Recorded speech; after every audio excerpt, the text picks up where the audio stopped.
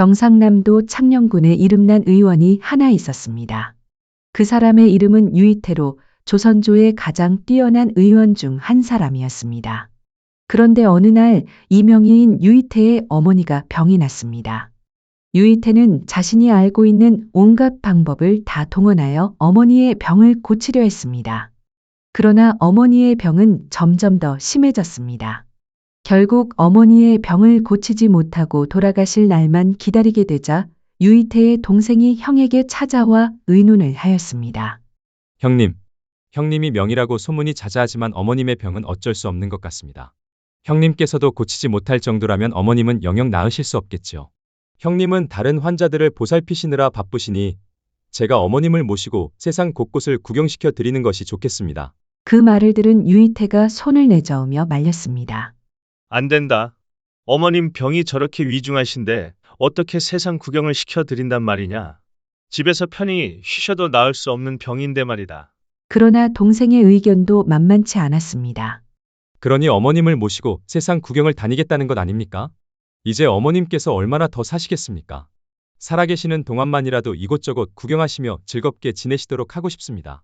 유이태는 여전히 미덥지 않다는 듯 말했습니다. 그래도 그렇지. 아프신 분을 어떻게. 그러자 동생은 굳은 목소리로 말했습니다. 걱정 마십시오. 제가 어머님을 업고서라도 다니며 구경시켜 드리겠습니다. 집에서보다 더 편히 모실 테니 아무 염려 마시고 계십시오.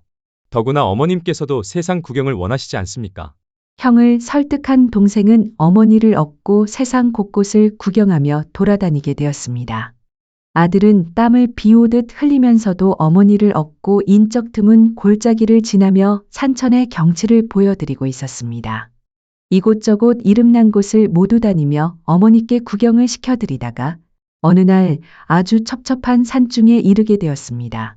그런데 등에 업힌 어머니가 갑자기 기운을 잃고 고개를 늘어뜨리며 지친 목소리로 말씀하셨습니다.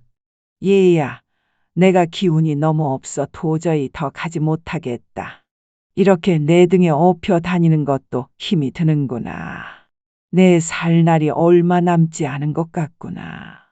목이 말라 견딜 수가 없구나. 어디서 시원한 물 한 사발만 마셨으면 좋겠다. 아들은 다급히 대답했습니다. 아이고, 어머니, 이곳에는 물이 없구만요.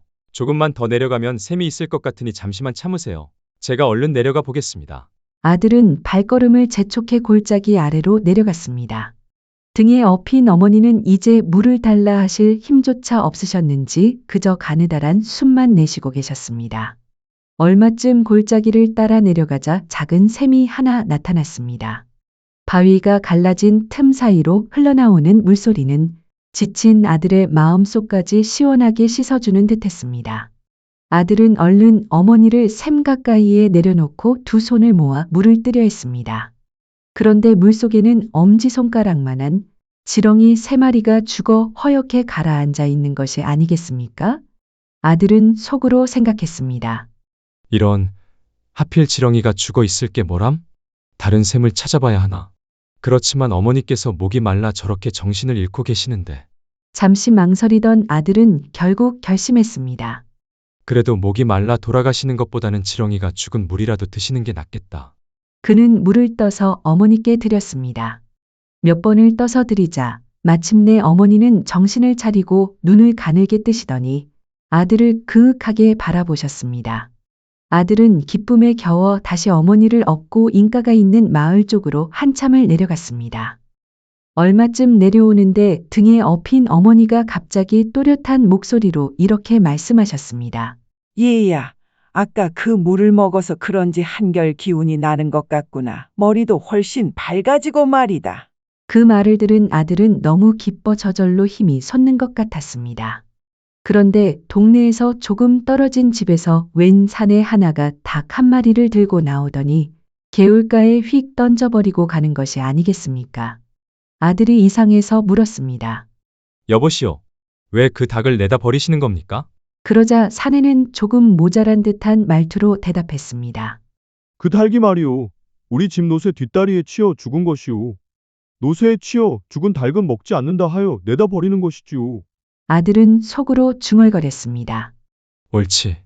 마침 어머니께서 고기를 드신 지도 오래되었으니 이 닭을 삶아드려야겠다.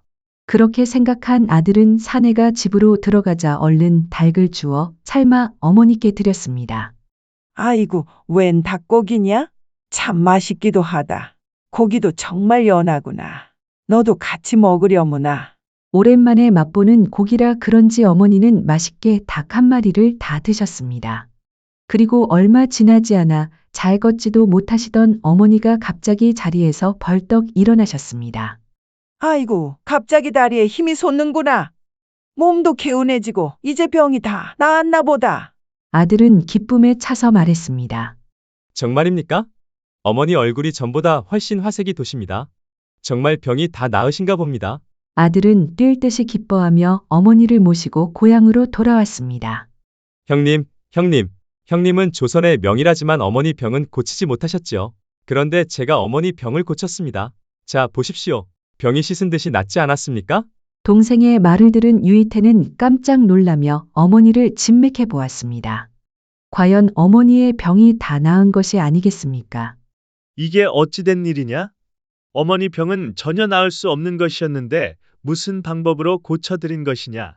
유이태가 궁금해하며 동생을 바라보자 동생은 지렁이가 떠있던 샘물 이야기며 닭을 삶아 들인 일까지 빠짐없이 털어놓았습니다. 동생의 말을 들은 유이태는 무릎을 탁 치며 감탄했습니다. 하늘이 너의 효심에 감복하신 게로구나. 원래 이 병에는 천년 묵은 바위 틈에 지렁이 물과 닭 1000마리 중에 하나 있을까 말까 한 봉이라는 것이 약인데 내가 그것을 구해드린 것이다. 하늘이 도운 게로구나. 정말 효자다. 그 후로 명희가 고치지 못한 어머니의 병을 동생이 고쳤다는 이야기가 이 지방에 전해지게 되었습니다. 하늘마저 감동시킨 것은 귀한 약재가 아니라 어머니를 향한 효심과 정성이었습니다.